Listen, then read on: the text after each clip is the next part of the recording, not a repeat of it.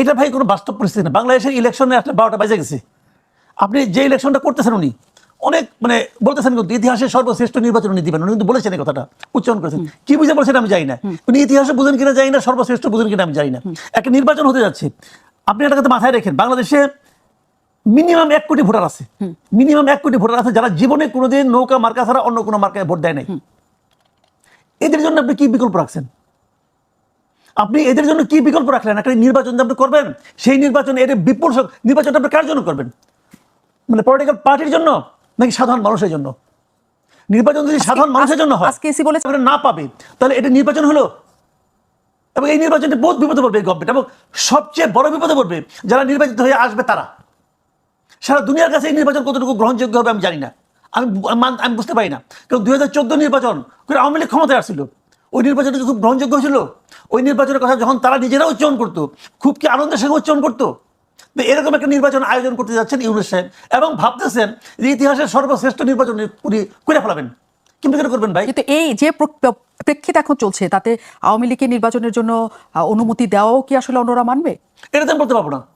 আওয়ামী লীগের নিষিদ্ধ আমি কই নাই, ওই ঝামেলা আমার ফেলান কেন? ওটা ইউনূস সাহেব বুঝবে, উনি কি কারণে করছেন, কি করছেন না করছেন উনি বুঝবে। এটা বিষয়টা কি হবে যে নির্বাচনে উনি যে কাজটা করতে যাচ্ছে, এই কাজটা করার পর সারা দুনিয়ার মানুষ কিন্তু উনি যা বলবে তা ওটাই কিন্তু হবে না, ওটা কিন্তু ওটা হবে না। কিন্তু হিউম্যান রাইটস ওয়াচ কি বলছে যে আগে যা ছিল মানবাধিকার পরিস্থিতি এখন ওরকমই আছে, এটা উনি মানবে? যে ক্ষমতা থাকে সে মানে? আগে দেখতাম হাসান মাহমুদ বলতো না ওরা ভুল করছে, ওরা টাকা খাইয়া করছে, বিএনপি তাদের টাকা দিচ্ছে, জামাত তাদের টাকা দিচ্ছে বলছে। এখন কে টাকা দিচ্ছে? এখন আওয়ামী লীগ টাকা দিচ্ছে। তাহলে এই সমস্ত আন্তর্জাতিক সংগঠনগুলো কি বিরোধী দল থেকে মাল খায়? ভাই এইগুলো জানেন, শোনেন বিষয়টা হলো কি, ওই যে বলে না যে লাও সেই কদু, আসলে ওইটাই। মানে মুখে বলতেছে, কেউ কিছু বলার সাহস পাচ্ছে না, কেউ বলতে পারছে না। আপনি এমন একটা এনভায়রনমেন্ট আপনি ক্রিয়েট করছেন যে আওয়ামী লীগের লোক বলতে পারছে না যে আমি কোথায় ভোট দিব। Is it democracy? এখন জনগণের সম্পৃক্ততা চাচ্ছে সিইসি। তিনি বলছেন যে সবাইকে নিয়ে তিনি নির্বাচন করতে চান, যাতে দলগুলো ব্যাপারে তারা যত না আগ্রহী তার চেয়ে বেশি জনগণ যাতে 16 বছর যারা ভোট দিতে পারেন নাই তারা যাতে ভোট দিতে পারেন। আপনি বলছেন তাহলে যারা নৌকায় ভোট দিতেন তারা কাকে ভোট দিবেন? সেই প্রশ্নটা তো রয়ে যাচ্ছে, কিন্তু সেই প্রশ্নের উত্তর বা সেই পার্সেন্টেজ ভোটার কোথায় আসলে যাবে সেই উত্তর আমাদের কাছে এখনো জানা নাই। নিশ্চয়ই মুস্তফা ফিরোজের কিছু বলার আছে। মুস্তফা ফিরোজ, আমরা আসলে যে মাসুদ কামাল যে কথাগুলি বলছিলেন যে আপনি আওয়ামী লীগের ভোটাররা কই যাবে, মানে তারা কাকে ভোট দিবে, যে সংকটটা আমরা দেখেছি আওয়ামী লীগের 18 নির্বাচন 24 নির্বাচনে, যে ভোটাররা ভোট কেন্দ্রে যায় নাই কারণ তাদের হাতে আর কোনো বিকল্প ছিল না। হ্যাঁ, এবং আওয়ামী লীগ থেকে যারা দাঁড়িয়েছে তাদের জিতে যাবে জেনে তাদেরও ভোট দিতে যায় নাই। ওরকম প্রেক্ষিত তৈরি হবে এবার আপনার মনে হয়?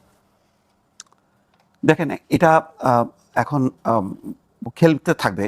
মানে জামাত নিশ্চিত হওয়ার জন্য এনসিপি আর একটু সময় নেওয়ার জন্য তাদেরকে হয়তো 2027-28 পর্যন্ত ইউনুসকে রেখে, সেটা দেশের যে অবস্থায় হোক না কেন তারা হয়তো চাইবে যে তাদের অবস্থানটা আরও ভালো হোক, এবং সত্যিকার অর্থে তাদের অবস্থা ভালো হচ্ছে এনসিপি না, মানে জামাতের। তো জামাতের জন্য এইটা একটু আর্লিটা মানে একটু তাদের জন্য কঠিন হয়েছে। কঠিন হলেও মানে পরিস্থিতিটা কিন্তু বদলে গেছে, মানে আগের অবস্থায় নেই। কিন্তু এখন কথা হলো যে কোন রাজনৈতিক দল আসবে না আসবে। যেমন আগে এটা শেখ হাসিনার সময় আমরা এটি শুনতাম, কে আসবে না আসবে এটা ব্যাপার নির্বাচন কমিশনের ব্যাপার না, নির্বাচন কমিশনের ব্যাপার না, সরকারেরও ব্যাপার না। কিন্তু একটা ব্যাপার আছে, আপনার তো কাঠামো ছিল না, আপনি নির্বাচনটা কে করবে?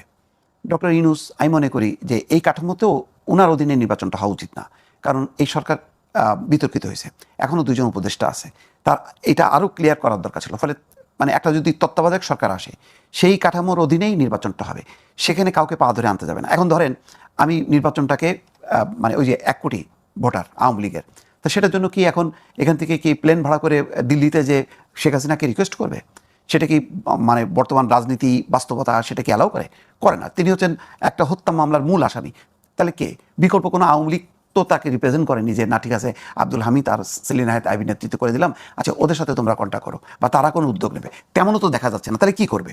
তাহলে যেটা করবে, তত্ত্বাবধায়ক সরকার একটা হোক, নিউট্রাল নির্বাচন কমিশন থাকুক, ভাই আপনার ইচ্ছা হলে আপনি যান ইলেকশনে, না হলে যান, কাউরে হাতে পায়ে ধরে ওই পার্টিসিপেশনটা। কিন্তু এই সরকার যদি বলে যে যার ইচ্ছা যান, তাতে এই সরকারের ক্ষেত্রে কি অসুবিধা? না, কোনো অসুবিধা নেই, কিন্তু ওই সাথে এনসিপির কোনো সম্পৃক্ততা নাই। কি সম্পর্ক নাই? 100% আছে, অবশ্যই আছে, স্বয়ং ডক্টর ইউনূসেরই আছে। ডক্টর ইউনূসেরই আছে, কারণ তার আশীর্বাদ না পাইলে এই ধরনের দুইজন উপদেষ্টা থাকে কি করে? সারা দেশে এই যে এনসিপির যে প্রোটোকল আমরা দেখলাম, মানে পুরো বাহিনী, নিরাপত্তা বাহিনীর সমস্ত পোর্শনগুলো দিয়ে যেভাবে মিছিল মিটিংগুলি করে, এটা তো নজিরবিহীন। এটা তো একটা সরকারি দল যেভাবে করে, শেখ হাসিনার সময় আওয়ামী লীগ যেভাবে করছে ঠিক সেভাবেই এনসিপি করছে। এটার জন্য ডক্টর ইউনূসের সরাসরি দায় আছে, এবং এটা কেউ হয়তো জবাব চাচ্ছে না, কারণ বিএনপি একটু নমনীয় হচ্ছে যে তারা মনে করে যে আচ্ছা যাই হয়েছে, নির্বাচনটা হোক, তখন বোঝা যাবে ওই মাঠে। তো এটাও করা উচিত হয়নি ডক্টর ইউনূসের। যতটুকু তার দায় দায়িত্ব তো তার, মানে এখন যদি বলেন যে না আমি তো এগুলি করি না, কিন্তু না, আপনার সময় আপনার গভর্নমেন্টের অধীনেই তো কিন্তু হচ্ছে। আজকে আসলে বিএনপির বিজয় মিছিল কি আপনার কাছে সেটা বার্তা দিচ্ছে যে এই আন্দোলনে আসার বিষয়ে, নির্বাচনে আসার বিষয়ে বিএনপির সামান্যতম দ্বিধা বা অন্য কিছু আছে, বা এই সরকারের আমলে এই সরকারের অধীনে তারা করতে চায় না, এমন কোনো ইঙ্গিত কিন্তু বিএনপির তরফ থেকে আমরা অন্তত দেখছি না। না, দেখছে না, তারা এটাকে মানে পাত্তা দিচ্ছে না। মানে এখন ওই মাহফুজ বা আসিফ থাকার কারণে যে খুব বেশি উল্টায় মানে ইয়ে করতে পারে তা না, কারণ প্রশাসন অলরেডি তাদের নিয়ন্ত্রণে চলে আসছে। এখন সমস্ত ডিসি, এসপি, ওসি সব তারা বিএনপি। তো সুতরাং এখন এইগুলি এবং নির্বাচনে তো এরাই ফ্যাক্টর। তো এই জন্য ওই 2-4 মানে থাকাটা অস্বস্তিকর, কিন্তু এটা না বিশাল একটা অবস্ট্রাকল, সেটা তারা মনে করছে না। আর আমি বলি কি যে আমাদের একটা কাঠামোটা দাঁড় করানো দরকার, সেই কাঠামো যাতে কেউ না ভাঙে। এরপরে আপনাকে ছেড়ে দিতে হবে যে আপনার 2 কোটি ভোটার আছে, আপনার 1 কোটি ভোটার আছে, আপনাকে ওই নির্বাচন কমিশন বা তত্ত্বাবধায়ক সরকার দাঁড়ে দাঁড়ে যাবে না ভিক্ষা নিয়ে যে ভাই প্লিজ আসেন, তাহলে তো নির্বাচন অংশগ্রহণমূলক হচ্ছে না। আমরা যদি ওই কাঠামোটা একবার গড়ে তুলে দিতে পারি, একটা সেট, তারপরে নির্বাচন হোক, যার খুশি সে অংশ নিক, যার খুশি সে অংশ নিক না। কিন্তু আগের অবস্থাটা কি ছিল? আগে তো যেহেতু দলীয় সরকারের অধীনে নির্বাচন, তখন শেখ হাসিনার সরকারের দায়বদ্ধতা ছিল যে সবাইকে আনার, কিন্তু তারপরও সে আনে নাই, যার কারণেই তো আজকের এই পরিণতি, রাজনৈতিক এই বিপর্যয়। এখন এই বিপর্যয় থেকে উঠতে গেলে কি করতে হবে? তাহলে ওই সময় যে আন্দোলনের মূল দাবি ছিল যে তত্ত্বাবধায়ক সরকার চাই, তত্ত্বাবধায়ক সরকার অধীনে নির্বাচন হবে, ওই রকম একটা কাঠামোটা আমরা তৈরি করি, প্রডিউস করি, দেন রাজনৈতিক দলগুলো তার মতন করে। এখন আওয়ামী লীগ যদি মনে করে যে না তার সে যেটা করছে সেটাই ঠিক, কোনো ভুল নেই তার, সেই যেমন জামাত ইসলাম 71-এর কোনো ভুল স্বীকার করে না, এরাও তেমন মনে করে যে না তাদের কোনো ভুল নেই, সেই অবস্থান নিয়ে যদি আওয়ামী লীগ এখন বসে থাকে, তাহলে হাতে পায়ে ধরে এই নির্বাচনে অংশগ্রহণ করানোর দায় এটা কারোরই নেওয়া উচিত না। এটা সংবিধানে থাকবে, তত্ত্বাবধায়ক সরকার এবং তার অধীনে নির্বাচন হবে, ফলে যার খুশি সে নির্বাচন করবে, যার খুশি সে নির্বাচন করবে না। এইটা ছাড়া রাজনৈতিক দলগুলো যাতে কোনোভাবেই ব্ল্যাকমেইল না করতে পারে, প্রতিবার নির্বাচন আসবে আর ব্ল্যাকমেইল করবে যে না আমার এই দাবি পূরণ করতে হবে, ওই দাবি পূরণ করতে হবে, না হলে আমি নির্বাচন আসবো না, এটা চলতে পারে না। মাসুদ কামাল, যে প্রসঙ্গটি আসছে মোস্তফা ফিরোজও প্রথমেও সেটা বললেন, এবং আজকে যেটা হয়েছে মির্জা ফখরুল ইসলাম আলমগীরও বলেছেন একটা সংবাদ সম্মেলনে যে এই নির্বাচনটা আসলে 3 মাসেই করা সম্ভব, এবং আইন শৃঙ্খলা বাহিনীর যে পরিস্থিতি তারা দেখতে পাচ্ছেন তাতে তাদের মনে হচ্ছে যে নির্বাচনটা যে কোনো সময় করার মতো পরিস্থিতি বাংলাদেশে তৈরি আছে। কিন্তু আইন শৃঙ্খলা পরিস্থিতি আমরা যা দেখছি সাধারণ জনগণ হিসেবে, তাতে নির্বাচন, এত বড় একটা জাতীয় নির্বাচন এত বছর পর করার জন্য আসলে আপনি মনে করেন যে সম্ভব? এটা আসলে এখনকার পরিস্থিতি সম্ভব? কেন সম্ভব হবে না? নির্বাচন তো মনে করেন এক মাস জুড়ে হবে না, তাই না? নির্বাচনের সময় যদি আমি মনে করি যে পুলিশি অপ্রতুল, আর্মি তো এখনই ম্যাজিস্ট্রেসি পাওয়ার নিয়ে মাঠে আছে না? তো আর্মিকে আপনি ডেপ্লয় করবেন, আর্মি এই কাজ করতে পারবেন না। আর্মি তো দেশের নানা রকম আপনার নানা রকম দুর্ঘটনা, দুর্বিপাকে তো আসে মাঠে, আসে না? তো আমাদের জন্য এর চেয়ে বড় কি আছে, ঘটনার কি আছে? এই ঘটনা তো আসবে, মাঠে নামবে, আইন শৃঙ্খলা রক্ষা করবে। তাদের কাজ তো ভোটারকে এনে ভোট দেওয়ানো না, তাদের কাজ হলো ভোট প্রদানের ক্ষেত্রে যদি কেউ বাধা দেয় সেটাকে আটকাবে। কেউ দুর্নীতি করলে, কেউ সমস্যা করলে, সন্ত্রাসী করলে সেটা আটকাবে। তো আমি তো কোনো প্রবলেম দেখি না। নির্বাচন হওয়া সম্ভব, 3 মাসে হওয়া সম্ভব। আমি তো শুরু থেকে বলতেছি নির্বাচন হওয়া উচিত ছিল অক্টোবর থেকে, সেখান থেকে আপনি দিলেন ডিসেম্বরে, বিএনপি দিল ডিসেম্বরে, ঠিক আছে, ডিসেম্বরে মানা যায়। ফেব্রুয়ারি নির্বাচন তো ভালো হবে না, ফেব্রুয়ারির সময়টা খুব সুইটেবল টাইম না, কারণ ফেব্রুয়ারি কদিন পরেই হবে আপনার রোজা, এবং বাংলাদেশের রোজার সময় দ্রব্যমূল্য নিয়ে একটা ক্যাচাল বাজেই, সবসময় বাজে। নতুন গভর্নমেন্ট দায়িত্ব নিয়ে ওই ক্যাচালের মধ্যে পড়বে। এটাও একটা ইন্টেনশনালি হইতে পারে যে নতুন যারা গভর্নমেন্ট হবে তাদেরকে এরা বুঝাইলো তুই তো ক্ষমতায় যেতে চাস, দেখ কেমন লাগে, এটা বুঝাই দিল আর কি। এটা হইতে পারে, কিন্তু বিএনপির উচিত ছিল কোনো অবস্থাতে ডিসেম্বর থেকে একদিনের পরে না যাওয়া। বিএনপি কি কেমন গেছে, বিএনপি মনে করছে যে কোনো মতো খালি চেয়ারে বসলে যে আনন্দ আর আনন্দ, ওই আনন্দের আশায় গেছে আর কি। যা কিছু করে সব মানে খালি ইলেকশনটা আমাদের দাও, ফেব্রুয়ারিতে দাও, ভালো হচ্ছে না এটা, কিন্তু এটা আরো আগে হওয়া হচ্ছিল।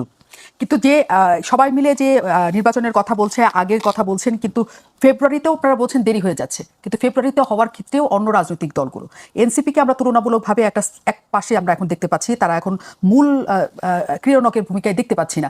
এনসিপি যে অবস্থানে এসে দাঁড়িয়েছে, এনসিপি কিন্তু বারবার বলছিল যে তারা কোনোভাবেই এই সংস্কার ছাড়া, বিচার ছাড়া সেই নির্বাচন তারা চায় না। কিন্তু তাদের আমরা খুবই যে কঠোর একটা প্রতিক্রিয়া দেখেছি তাও না। আপনার কি মনে হয় যে এনসিপি আসলে পুরো এই ঘটনার থেকে নিজেদেরকে গুটিয়ে নিচ্ছে বা গুটিয়ে নেওয়ার না, অবস্থা ঘুরে নিচ্ছে না। এনসিপি জান কি, এনসিপি তব্দ হয়ে গেছে আর কি। তব্দ হয়ে যাওয়া মানে তারা বোঝার চেষ্টা করতেছে যে ডক্টর ইউনূস আমাদেরকে এই রাজনীতিতে আনলো, সে কি আমাদেরকে ত্যাগ করলো? পোল্ট্রি মারলো। সে কি পল্টি মারলো? সে এটা কি করতেছে? আমার তো তাদের কাছে আশা ছিল যে যতদিন সম্ভব আপনি থাকেন। দেখেন, আমি একটা কথা বলি আপনাকে, এনসিপি এবং জামাতের মনস্তত্ত্বটা বোঝার চেষ্টা করেন। এরা হয়েছে কি, এরা তো ক্ষমতা আসতে পারবে না ভাই। যে যত কথা বলো 3 মাস 6 মাস 3 বছর করেন আপনি, এরা ক্ষমতা আসতে পারবে না। বাংলাদেশের মানুষ এখন এদেরকে ভোট দেওয়ার মতো অবস্থা আসে নাই, মানে ক্ষমতা পাঠানোর মতো অবস্থা আসে নাই। তাহলে এরা কি করবে? এরা এখন যে অবস্থা আছে, এখন কিন্তু এরা ক্ষমতার স্বাদ ভালোভাবেই নিচ্ছে। হ্যাঁ, অনেক জায়গায় নিচ্ছে, আমার তো নিচ্ছে, এনসিপিও নিচ্ছে। তা না হলে কালকে টিএসসিতে ওই যুদ্ধপ্রায়ীদের ছবি টাঙানোর সাহস তারা করতো না। ওই কারণে ক্ষমতার স্বাদ নিচ্ছে। এখন যেই ক্ষমতায় আসুক, যদি বিএনপি ক্ষমতায় আসে, এই স্বাদ নিতে পারবে না তো। যত জায়গায় যত কিছু আছে থাকবে। জামাতের লোক কয় জায়গায় মানে ইউনিভার্সিটি ভিসি আছে, ভিসি থাকবে। ঢাকা ইউনিভার্সিটি ভিসি থাকবে নাকি? থাকবে না তো, দেখেন আপনি, থাকবে না। এই ঢাকা ইউনিভার্সিটি ভিসি মার্চিয়ারে পাবেন না খুঁজার। এটা রিয়েলিটি। এদের ধরে ধরে আনছে, এই এখানে আনছে, এখানে পাঠাচ্ছে, এখানে পাঠাচ্ছে, এখানে পাঠাচ্ছে, এগুলো একটাও থাকবে না। এনসিপি যেমন এখন দাপটের সঙ্গে সাংবাদিকরা সচিবালয়ে ঢুকতে পারে না, কিন্তু এনসিপি লোকজন ঢুকতে পারে, বৈষম্যবিরোধী লোকজন ঢুকতে পারে। এরা ঢুকে ওখানে কি করে যাতে এটা কেউ প্রকাশ না করে, এই জন্য অ্যাক্রেডিটেশন কার্ড বাতিল হয়ে গেছে, যে ওটা কেউ যাতে না দেখে। বা এগুলো আমরা বুঝি না নাকি?